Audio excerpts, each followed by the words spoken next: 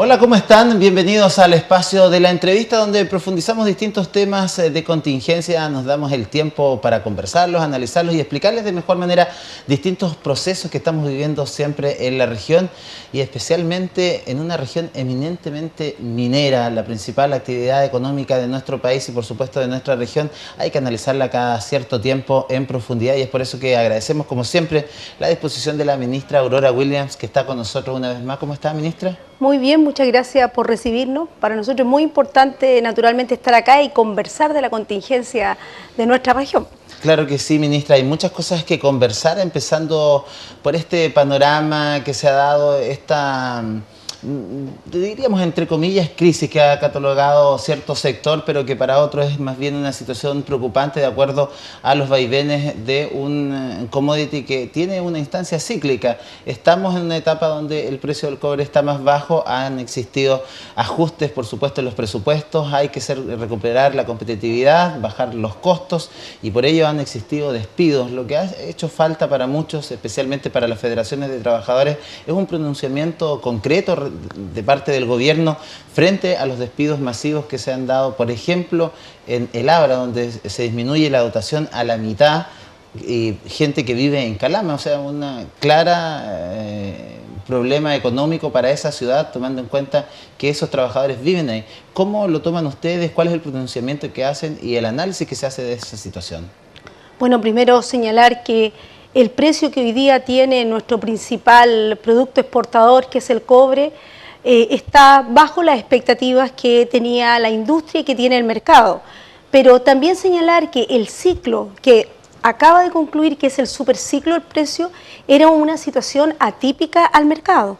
Es insostenible pensar que el cobre iba a seguir a un precio sobre $4 y que la demanda china iba a continuar creciendo sobre 2 dígitos.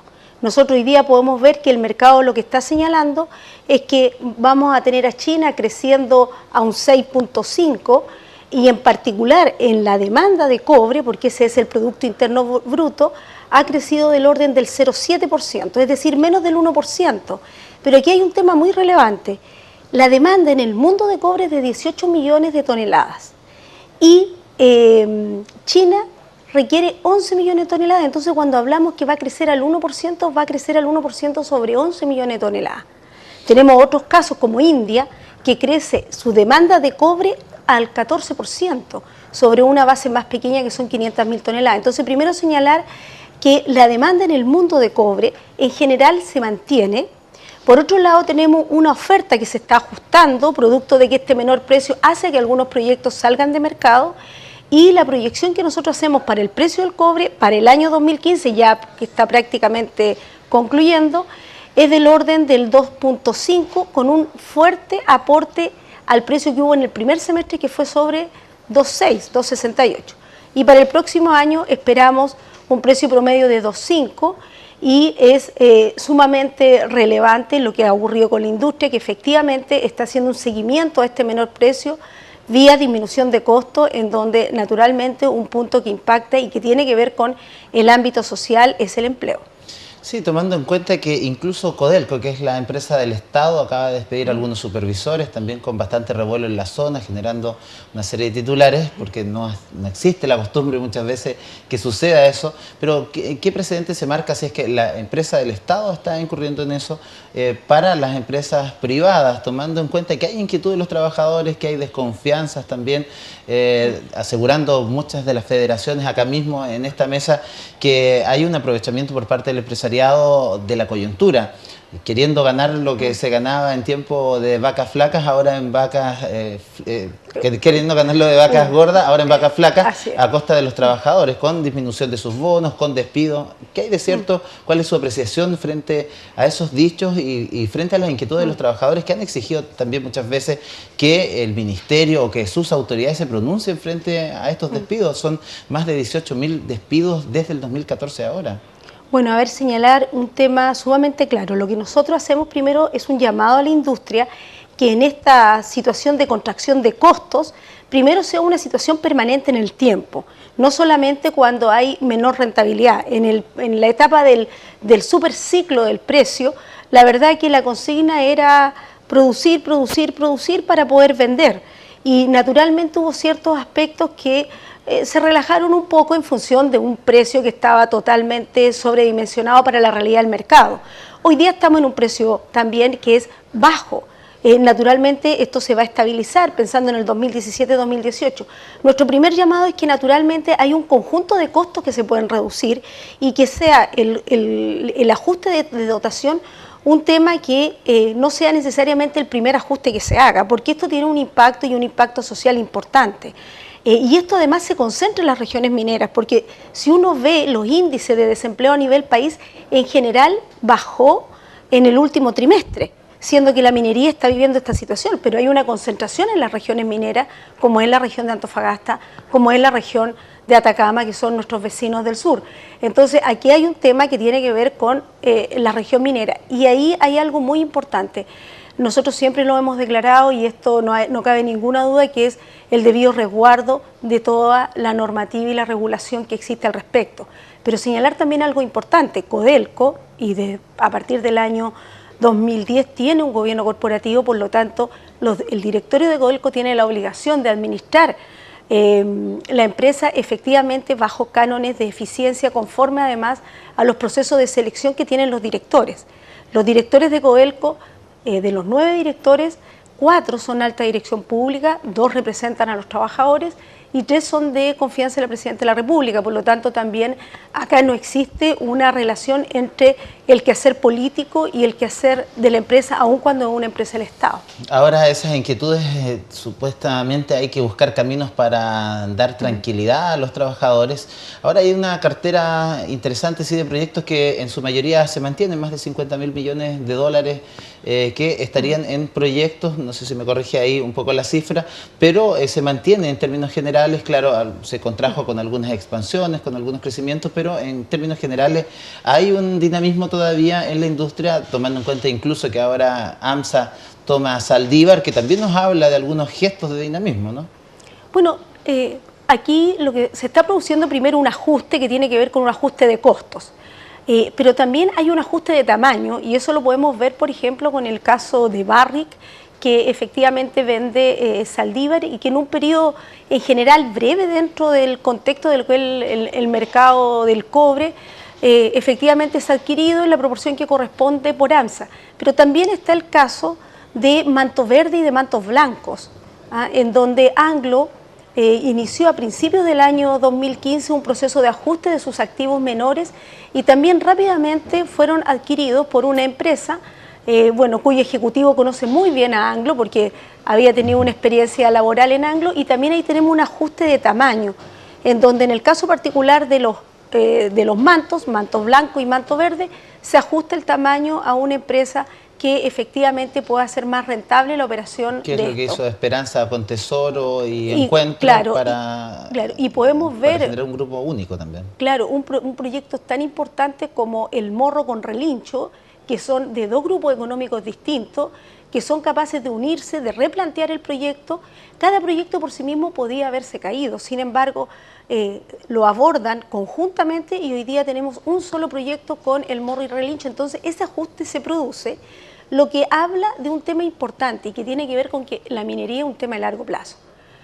Si bien es cierto, hoy día estamos viviendo un ciclo, los proyectos mineros son a 30, 40 o 50 años y por ende estos ciclos que duran un periodo bastante inferior al ciclo del proyecto implica que tengan la capacidad de poder vivir este menor precio en este ciclo para poder proyectarse en el largo plazo. Ministra, hace pocos días el secretario ejecutivo de la OCDE decía que nosotros debíamos que dar un paso más ya de ser un país exportador de una materia prima ya a la neurona, decía él, al conocimiento, a la innovación. Tenemos un know-how tan importante, pero que no se ha capitalizado esa experiencia de años. Somos líderes a nivel mundial de la minería. ¿Cuándo se va a dar un paso que puede ser por esa línea, puede ser por el lado de la manufactura, puede ser del lado de la tecnología y la innovación, que hay muchos procesos muy interesantes en nuestro país, que las mismas industrias, las propias empresas los han ido desarrollando, robótica, bioelectricidad, una serie de avances que tienen que ver con la industria, y cómo vamos dando esta mirada innovadora y cómo podemos aprovechar y diversificar a través de ello también la industria? Bueno, yo creo que lo que tú me preguntas hay que abordarlo de dos puntos de vista. Primero, señalar que en el mes de octubre se desarrolla en Inglaterra la Semana de Metales de Londres, que congrega a toda la industria minera del mundo.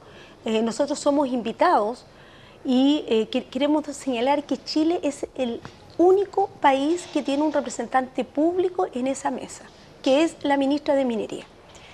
Por lo tanto, estuvimos en Londres y hace poco, hace unas 3 semanas atrás, estuvimos en Shanghái en la semana, en el Asia Copper Week, que es la semana de sesco en Shanghái. Es decir, los dos puntos más importantes, donde se transa el precio en Londres y nuestro principal cliente, que es China. China le compra a Chile aproximadamente el 47% del cobre. En ambos espacios, en donde está la industria del mundo, Chile es sumamente respetado. Claro, sí. Y señalar que Chile ha tenido desarrollos tecnológicos importantes, no solamente es respetado desde el punto de vista de su calidad extractiva, de la calidad del cobre, de ser el principal productor de cobre, tener las mayores reservas, sino que además esto permite mostrar un desarrollo serio de la industria que hoy día da cabida a distintos tipos de aspectos que Chile puede exportar. Pero no lo hemos vendido, no lo hemos exportado, no lo hemos capitalizado. Yo creo que hay de todo un poco. Te voy a dar un solo ejemplo. Cuando estábamos en Shanghái se dio una coincidencia que por primera vez Chile abrió el mercado chino para las carnes rojas y empezó a llegar el guayú a China. China es un mercado inconmensurable. Gigante. Inconmensurable. O sea, nosotros podemos producir lo que sea y vamos a afectar marginalmente el mercado chino. Entonces, primero hay un prestigio país, que quizás desde dentro lo vemos poco, por eso un poco quiero tocar ese tema. Y lo segundo es la capitalización desde el punto de vista del conocimiento. Nosotros como gobierno, lo que tú señalas, lo hemos visto, y es por ello que a través de programas específicos, en particular el programa de Alta Ley, el programa de Alianza Valor Minero, se ha señalado efectivamente crear la industria del conocimiento e irnos por una vía fuerte que es desarrollar a nuestros innovadores. Y en eso hay innovación sumamente relevante en el país que hoy día se hace y que quizás uno de los aspectos más relevantes es no solamente apoyarla para que continúe realizándose, sino que además se conozca. Y yo creo que ahí hay un trabajo bien importante que tiene que ver con los medios. Hay innovación realmente importante. Mira, nosotros prontamente vamos a inaugurar en Santiago espacios en donde el cobre, por ejemplo, en su característica antibactericida, es usado en distintas aplicaciones. Pero eso tiene poca difusión, nos cuesta difundirlo. Sí, pero es que tiene también poca presencia, han sido en situaciones puntuales, no sé, el Metro de Valparaíso, el Hospital del Cobre en Calama, pero no hay una escalada de negocio. A eso nos referimos cuando lo vemos con una mirada más amplia. Por ejemplo, sabemos que tiene esas características, que hay algo naciente, pero si nos ponemos a pensar de dónde son las calcetas, las toallas de cobre, todas vienen de Turquía, por ejemplo, y no las hacemos acá. Claro, ahí para nosotros un tema importante el costo, es el costo de producción, por eso que también hay que trabajar en ello. Hoy día nuestra propuesta es particular respecto de crear una industria del conocimiento, es poder tener de aquí al año 2025 sobre 350 proveedores mineros exportando, poder llegar. La meta inicial era 10.000 millones de dólares, hoy día se exporta mucho menos, pero hay que revisar esa meta. 10.000 millones es una meta auspiciosa en un mercado que hoy día está más lento, pero llegar efectivamente a pegar el salto cualitativo con proveedores especializados en haber capitalizado la industria del conocimiento, que en la práctica es algo que, tal como tú lo señalas, debió haberse realizado, pero que naturalmente el expertise está y que podemos dar el salto. El tiempo avanza rápido, así que vamos a ir ahora a temas más administrativos. Hay cambios en la Seremía de Minería, deja finalmente Amanda Pérez el cargo, nos va a explicar usted por qué, y asume Cristian Montesinos Tropa, quien ya trabajaba con ustedes en el ministerio, es muy cercano a Alejandro Guillé, había estado trabajando con él también, y él viene a asumir, es abogado, tiene experiencia en el rubro. Cuéntenos un poco más de él y por qué este cambio, qué pasó con Amanda Pérez también. Bueno, primero todo nuestro agradecimiento a Amanda Pérez, quien va a desarrollar funciones ligadas al Estado, pero en otro ámbito de acción. Desearle lo mejor, reconocer el trabajo que ha hecho, y efectivamente ante estas mejores oportunidades nosotros hemos colocado como Seremi de la región de Antofagasta a don Cristian Montesinos Tropa. Cristian ha estado acá en Antofagasta, estuvo en el año 2014 2014 en Antofagasta, él trabajaba ya en el Ministerio de Minería. Es un coordinador legislativo que implica que ha trabajado fuertemente primero en un tema relevante para las regiones del norte de Chile, que tiene que ver con crear un estatuto para la pequeña minería.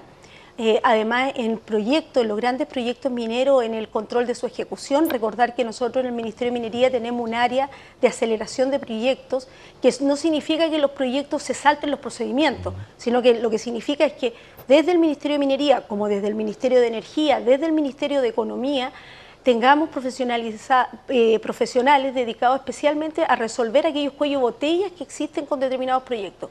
Cristian ha estado en esto, está trabajando con nosotros desde marzo del año 2014, aceptó este desafío de instalarse acá en Antofagasta con su familia. Él había estado en el año antes de asumir en el ministerio, por lo tanto creemos que es un buen desafío para una etapa importante, una etapa muy importante para la pequeña minería. Nosotros hablamos mucho de la gran minería y que está bien, es sumamente relevante, pero la gran minería muchas veces invisibiliza a la pequeña minería, y nosotros tenemos en esta región localidades como Taltal o Tocopilla que son absolutamente dependientes de la pequeña minería, y aquí viene un desafío muy relevante. Claro que sí, hay que avanzar, pero han sido días complejos no solamente para la industria del cobre por toda esta crisis que ha estado pasando con los valores y precios, sino que han sido días difíciles particularmente para usted y para el Ministerio. Hay una demanda en particular por Víctor Vega hacia la subsecretaría por un despido que él califica como injustificado. Eso es un punto, y el otro tema obviamente también con Minera Los Pelambres, que también la ha tenido bastante complicada mediáticamente al hablarse de un trato preferencial. ¿Cuál es la aclaración que hace usted acá a la ciudadanía? Porque esos temas llegan, pareciera que ven de nivel central, pero uno tiene que hacer la bajada regional porque hay una mirada desde acá también de estos temas. Uno dice, la ministra no ha venido, pero está ahí en el tapete y está con estas dificultades. ¿Cuáles son las explicaciones para estos temas? Bueno, primero señalar que el Ministerio de Minería no ha tenido, ni va a tener, ni podría tener ningún trato preferencial respecto de ningún quehacer de ninguna empresa particular o pública, dado que también tenemos minería pública, por eso digo particular o pública. Y desde ese punto de vista, dentro del Ministerio se estableció un sumario que está en desarrollo y que nosotros tenemos que esperar que este sumario concluya, pero ser muy enfática en señalar que no existen tratos preferenciales y que nosotros no vamos a desarrollar tratos preferenciales, que además por el quehacer del Ministerio, por el rol que tiene el Ministerio, no podría hacerlo. El Ministerio no es un ministerio inversor, por ejemplo, ¿ya? Y cuando hemos realizado acciones como aquellas que realizan la área de aceleración de proyectos, tiene que ver exclusivamente con temas ligados a poder resolver más bien cuellos de botella. Es que en ese sentido, ministra, muchas veces a lo mejor por querer apoyar o acelerar o que se agilicen ciertos procesos, no se ha caído quizás en algún tema que pueda ser a lo menos criticable por la ciudadanía o por la institucionalidad. No, hoy día Chile tiene un tema sumamente importante. Nosotros tenemos ley de lobby, nosotros tenemos una ley de transparencia en donde cualquier ciudadano, ante una duda que tenga del quehacer de una entidad pública o de un funcionario o funcionaria pública, primero puede hacerles preguntas del caso. Si no está satisfecho con la respuesta, puede recurrir a un ente superior, que es el Consejo de Transparencia, para que efectivamente se aclaren tales situaciones. Hoy día Chile tiene un nivel de transparencia importante y que lo hemos fortalecido especialmente el último año en razón de la agenda de probidad que coloca la Presidenta de la República. Entonces, en eso ser súper enfático. Pero siendo la industria minera tan poderosa, ¿no ejerce presiones? Por ejemplo, ahora frente a una reforma laboral con despido, ¿no ejerce presión cuando quiere sacar adelante un proyecto? ¿No ejerce presión cuando tenemos acá el tema del galpón, pero ya tenemos un proyecto armado de Sierra Gorda que necesita sacar su concentrado de cobre? A ver, lo que ocurre es lo siguiente. Aquí, primero, hay un mercado y hay un país que está funcionando y que esto va a ocurrir. Todos los entes y los actores van a ejercer las acciones que corresponden o las presiones que corresponden, dados los intereses que cada uno tiene. Lo importante es si se cede o no ante esas presiones. Las presiones siempre van a existir y eso no cabe duda, y lo harán los empresarios en el ámbito que corresponde, lo harán los funcionarios públicos en el ámbito que corresponde, lo harán los trabajadores o trabajadoras en el ámbito que corresponde, y para eso el país tiene que tener una institucionalidad. Pero acá el problema no son las presiones, el problema es si se cede ante esas presiones, y en eso hay que ser inclaudicable. Nosotros en el caso de la reforma laboral lo hemos señalado. Nosotros nos planteamos desde la campaña de la Presidenta Bachelet respecto de qué transformaciones íbamos a hacer. Nada de esto ha sido una sorpresa. Se habló de la reforma tributaria, se habló de la reforma laboral y cuando enfrentamos los temas de probidad se levantó la agenda de transparencia. Entonces, primero, aquí hay un tema importante y que se tiene que discutir en las instancias que corresponden. Las presiones pueden existir, se van a dar del ámbito que sea. Pero lo importante es que efectivamente es la conducta que se tiene respecto de ellas. Se da también en un contexto donde hay muchas susceptibilidades, sabemos, hay muchos casos en la palestra y obviamente que la ciudadanía, y con justa razón, reaccione. Sí. Ahora nos queda en el tintero, ya se nos está acabando el tiempo, el tema de Víctor Vega. ¿Qué habría pasado? Bueno, Víctor Vega es un ex funcionario del Ministerio de Minería y que que se cesó su función en algún momento del tiempo. Él ha entablado una demanda, esa demanda está en el ámbito que corresponde. Cuando esto está en un poder del Estado que es distinto, hay que dejar que eso funcione y por lo tanto esperemos el resultado de esa acción legal. Nosotros tenemos la tranquilidad y siempre una relación muy estrecha con nuestras asociaciones de funcionarios y con nuestra gente, por lo tanto esperemos que se resuelva en el ámbito que tiene que resolverse hoy día y que es el ámbito legal. Pero antes de terminar yo quisiera hablar de un tema sumamente relevante. Dígame. Y que el objeto de que hoy día gran parte de los ministros estemos en terreno y que tiene que ver con seguridad ciudadana, hacer primero un llamado a toda la comunidad, a toda la sociedad, a que conozcan un trabajo que realiza el gobierno y en particular en el caso de nuestra región nosotros tenemos un coordinador de seguridad ciudadana que permite que en la práctica diversos aspectos relacionados con la seguridad tengan un accionar común. La seguridad, por una parte, es la protección de las personas, pero también tiene que ver con cómo intervenimos en los espacios públicos, cómo generamos espacios en donde la comunidad pueda denunciar, y sé que como nos queda muy poquito tiempo, a lo menos quiero promover este programa, que es un programa que está dando muy buen resultado, que es el Denuncia Seguro, que es cómo la comunidad anónimamente, sin que nadie le pregunte nada, va a ser atendido por profesionales, puede llamar al 600-400-0101. Además, se le va a entregar un número de denuncia que esa persona luego puede hacer un seguimiento para que no piense que llama y que esto queda en una situación de vacío, que nadie lo va a continuar. Esa persona, las personas que lo van a atender van a seguir este caso, van a hacer las denuncias que correspondan conforme a lo que efectivamente se indique telefónicamente y el ciudadano puede preguntar en qué estado está. Hoy día hay un trabajo mancomunado en que todos de manera integral podamos abordar un tema que es tan relevante para todo como es la seguridad. Claro que sí, que ha generado una serie de problemas acá en nuestra región, se está trabajando para ello. Quiero agradecerle, ministra, como siempre, que se dé el tiempo para venir a conversar de todos los temas con nosotros y que lo haga así frente a las cámaras, frente a una ciudadanía que muchas veces también nos exige a nosotros mismos varias respuestas. Pero por supuesto, ese es el rol además que corresponde, así que muchas gracias. A ustedes les agradecemos por haber estado ahí, estar informándose a través de las pantallas de Antofagasta Televisión. Nos vamos a encontrar en otro momento para profundizar otro tema de contingencia. Continúen las pantallas de Antofagasta Televisión.